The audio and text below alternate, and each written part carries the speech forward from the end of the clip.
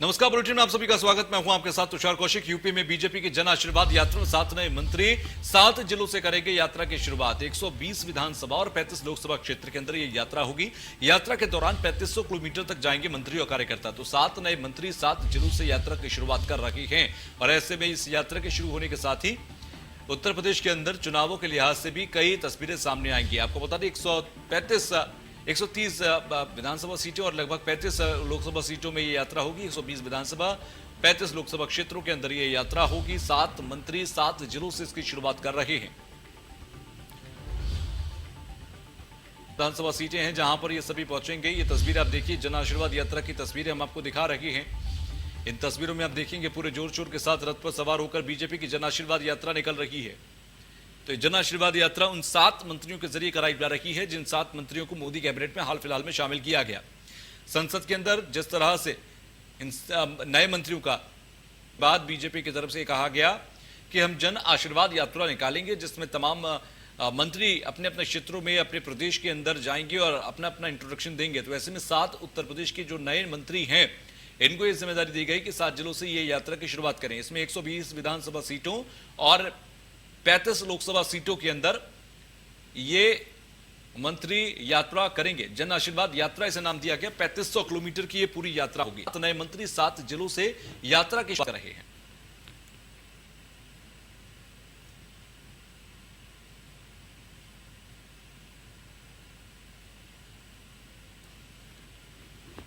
तो 7 नए मंत्री 7 जिलों से करेंगे यात्रा की शुरुआत। तो ये तस्वीर आप देख रही हैं जहां पर 7 मंत्री 7 जिलों में ये तस्वीर शुरू कर रही हैं अपनी जन आशीर्वाद यात्रा। चुनाव है उत्तर प्रदेश 6 महीने और ऐसे में 6 महीने पहले ये जन आशीर्वाद यात्रा तमाम समीकरणों को साधने के लिहाज से बेहद अहम मानी जा रही है। यात्रा के दौरान 3500 किलोमीटर तक जाएंगे ये तमाम मंत्री। तो 120 विधानसभा सीटें 35 लोकसभा क्षेत्रों को कवर करेंगे इस यात्रा के जरिए। तो जन आशीर्वाद यात्रा की शुरुआत हो गई है आज से और ये अगले कुछ दिनों तक, कुछ हफ्तों तक ये इसी तरह चलती रहेगी।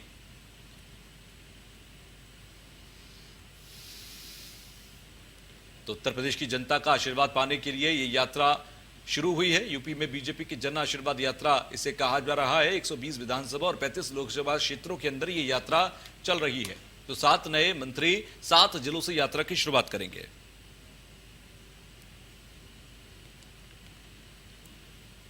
तो राज्य मंत्री कौशल किशोर शामिल बीजेपी की जन आशीर्वाद यात्रा की डिटेल्स हम आपको देते हैं। 7 नए मंत्री जन आशीर्वाद यात्रा की जिम्मेदारी संभालेंगे। इसी के साथ राज्य मंत्री कौशल किशोर यात्रा में शामिल हुए हैं। इसके अलावा दूसरे मंत्री जो कि केंद्रीय गृह राज्य मंत्री बनाए गए अजय मिश्रा, इनको भी यात्रा में शामिल हो गए हैं। केंद्रीय वित्त राज्य मंत्री पंकज चौधरी के साथ हजारों कार्यकर्ता भी इस यात्रा में मौजूद हैं। पंकज चौधरी बस्ती में निकाल रहे हैं यात्रा।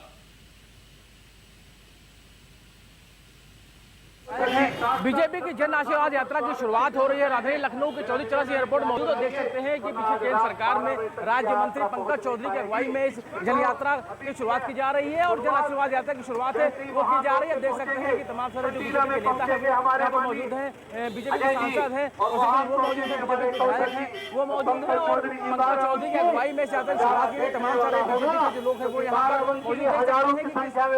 इस यात्रा की शुरुआत की गई है और यात्रा कहीं ना कहीं ब्राह्मणों को लुभाने के लिए उसी के साथ जन आशीर्वाद यात्रा की शुरुआत की गई है। और देख सकते हैं यात्रा में तमाम सारे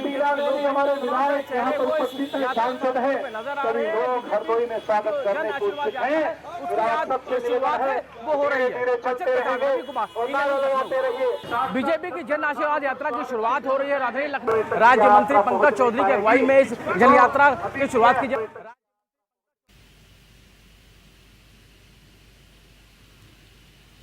तो 120 विधानसभा 35 लोकसभा क्षेत्रों में ये यात्रा है और ये बीजेपी की जन आशीर्वाद यात्रा अगले 6 महीने में होने वाले चुनावों को लेकर अभी से यात्रा के जरिए पूरे समीकरणों को संभालने की कोशिश में जद्दोजहद में लग गई है। फिलहाल यात्रा के दौरान 3500 किलोमीटर जाएंगे मंत्री और कार्यकर्ता। यूपी में बीजेपी की जन आशीर्वाद यात्रा शुरू हो गई है। तो केंद्रीय गृह राज्य मंत्री अजय मिश्रा भी इस यात्रा में शामिल। केंद्रीय वित्त राज्य मंत्री पंकज चौधरी के साथ हजारों कार्यकर्ता इसमें शामिल हैं। तो वहीं पंकज चौधरी बस्ती में निकाल रहे हैं यात्रा।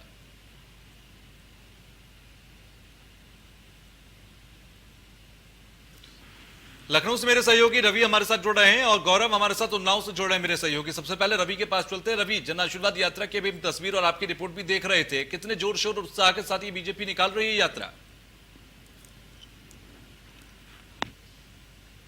हाँ, देखिए 6 महीने के करीब वक्त रह गया उत्तर प्रदेश में 2022 के विधानसभा चुनाव होने हैं। उससे पहले बीजेपी पूरे दमखम के साथ चुनाव की तैयारी में जुटी हुई है। और बात करें तो जन आशीर्वाद जो यात्रा है उसके माध्यम से करीब 3 दर्जन से ज्यादा लोकसभा क्षेत्रों में और 120 विधानसभा क्षेत्रों से होकर यात्रा गुजरेगी। और साफ तौर पर अगर बात करें उत्तर प्रदेश के 7 लोग ऐसे हैं जिनको केंद्रीय मंत्रिमंडल में जगह मिली है, यानी उत्तर प्रदेश के 7 मंत्री जो है केंद्रीय मंत्रिमंडल में शामिल हुए हैं। वो अपने अपने क्षेत्रों में किस तरीके से मजबूती के साथ और जो बीजेपी की जमीन है उसको और कैसे मजबूत कर सकते हैं, उस यात्रा के माध्यम से लोगों का आशीर्वाद लेने के लिए जाएंगे। और साफ तौर पे मकसद सीधा साफ है, 2022 के विधानसभा चुनाव होने उत्तर प्रदेश में और किस तरीके से एक बड़ी जीत के साथ बीजेपी फिर से एक बार सामने उभर के आए। और साफ तौर पे जो 300 पार का जो आंकड़ा था वो किस तरीके से एक बार फिर से बीजेपी हासिल करती है। और कह सकते हैं कि एक बीजेपी जन आशीर्वाद यात्रा के जरिए अगर बात करें तो करीब 3500 किलोमीटर की जो यात्रा है वो एक बड़ी यात्रा के तौर पे सामने आएगी। और लगातार इस यात्रा के दौरान लोगों के बीच जाएंगे। बीजेपी के जो बड़े नेता हैं, केंद्रीय मंत्री हैं, वो बीच जनता के बीच जाएंगे और जनता का आशीर्वाद देंगे ताकि 2022 में विधानसभा में चुनाव होने उत्तर प्रदेश में वो मजबूती के साथ बीजेपी फिर से जीत कर आए। ठीक है, मैं आता हूं, एक बार गौरव से भी जानकारी ले लेता हूं। गौरव, उन्नाव के अंदर कौन मंत्री और कितने उत्साह के साथ ये यात्रा शुरू कर रहे हैं?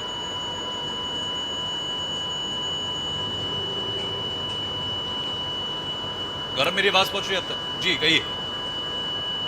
की यात्रा उन्नाव पहुंची है और उन्नाव के मोहान में उनका हालांकि कार्यकर्ताओं ने जोरदार स्वागत किया है। कहीं ना कहीं जो विधानसभा के चुनाव है 2022 को देखते हुए इस यात्रा को जन आशीर्वाद यात्रा का शुभारंभ किया गया है। और ये 3 दिनों की यात्रा है जो कि उन्नाव से लेकर रायबरेली, बाराबंकी और सीतापुर में इसकी समाप्ति होगी। और साफ तौर पर भारतीय जनता पार्टी जो है वो पूरी ताकत से अब विधानसभा चुनाव के मैदान में उतर चुकी है। और कहीं ना कहीं जो केंद्रीय राज्य मंत्री हैं कौशल किशोर, वो उन्नाव यात्रा लेके पहुंच चुके हैं। लगभग उन्नाव से 50 किलोमीटर दूर मोहान विधानसभा में उनका अभी स्वागत हो चुका है। उसके बाद उनके उन्नाव में कई कार्यक्रम लगे हैं, चाहे वो सतीपुर हो, मियाँगंज हो, उन्नाव सदर विधानसभा हो, पूर्वा विधानसभा हो, मौरावा में इस यात्रा का आज शाम को ये यात्रा यहाँ पे स्टे करेगी और इसके बाद कल यहाँ से बछरावा के लिए निकलेगी।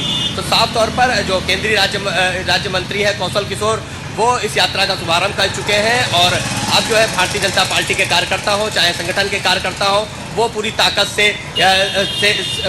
से विधानसभा चुनाव को लेकर अपनी तैयारियों में जुट गए हैं। जी ठीक है, मैं लौटता हूँ आपके पास। आलोक हमारे साथ जुड़ गए हैं हरदोई से। आलोक, हरदोई की तस्वीरें क्या हैं? हरदोई में जन आशीर्वाद यात्रा को लेकर क्या जानकारी है?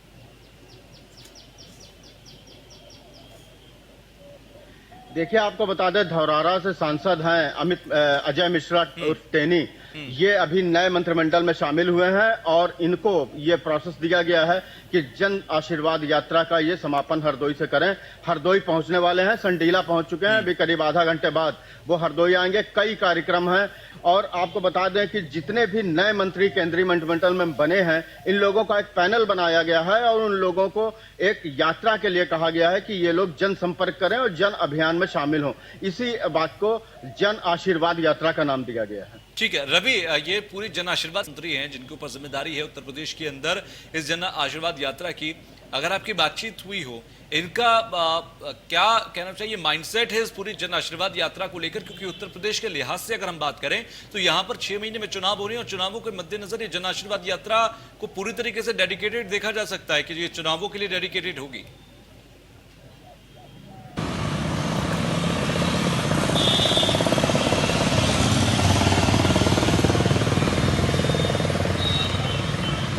रवि, मेरी आवाज पहुंच रही है अब तक?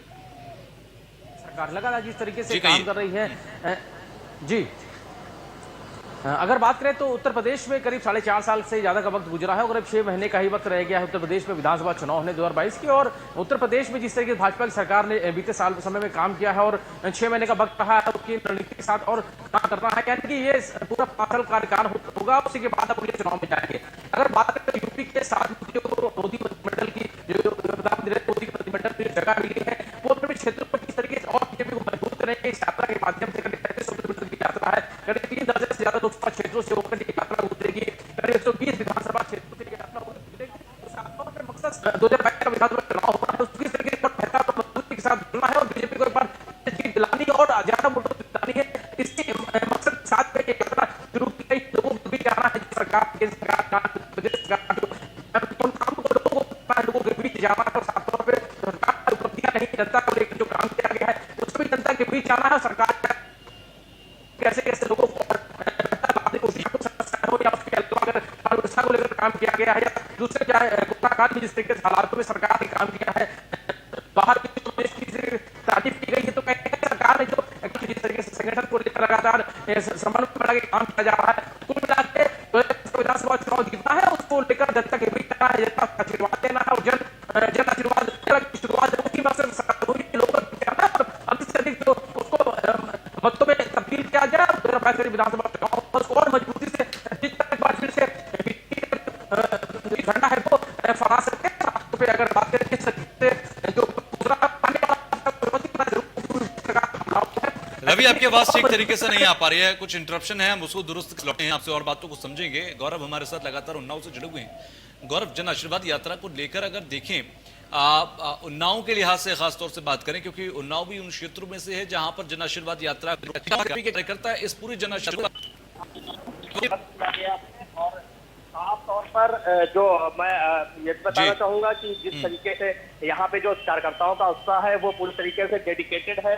और जो विधानसभा के आगामी चुनाव होने हैं यूपी में है, उसको लेकर इसको देखा जा रहा है। और जो उन्नाव के संगठन के लोग हैं, जो भारतीय जनता पार्टी के कार्यकर्ता हैं, वो चुनाव को लेकर इस यात्रा में जुटते हुए नजर आ रहे हैं। जी, लेकिन ऐसा देखा कि आप कार्यकर्ताओं को सीधे तौर पर आपके किसी कार्यकर्ता से, किसी पदाधिकारी से बात हुई हो?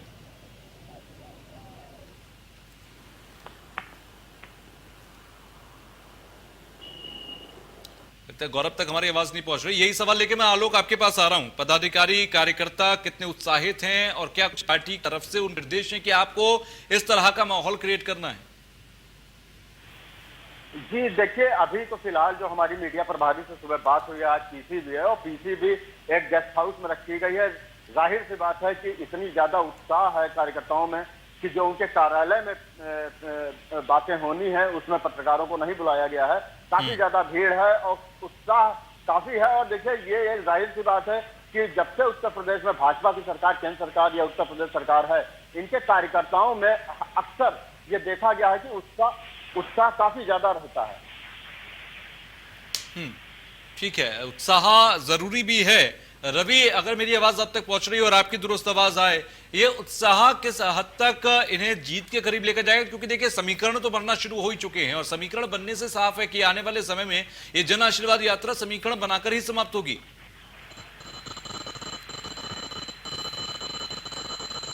देखिए, जाहिर है अगर बात करें तो जो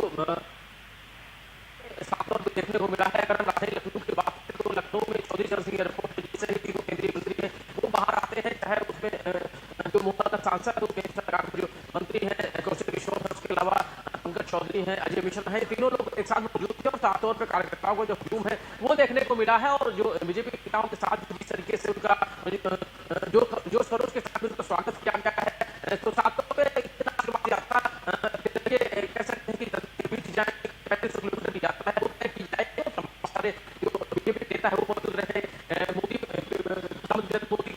में जो साथ प्रदेश के मंत्रियों को जगह मिली है। ठीक है, शुक्रिया हम सबसे, आप सभी का हमसे जुड़ने के लिए और बातचीत करने के लिए। जन आशीर्वाद यात्रा शुरू हो चुकी है। 7 मंत्रियों पर जिम्मेदारी, उत्तर प्रदेश की 120 विधानसभा सीटों और 35 लोकसभा सीटों की। चलिए खबर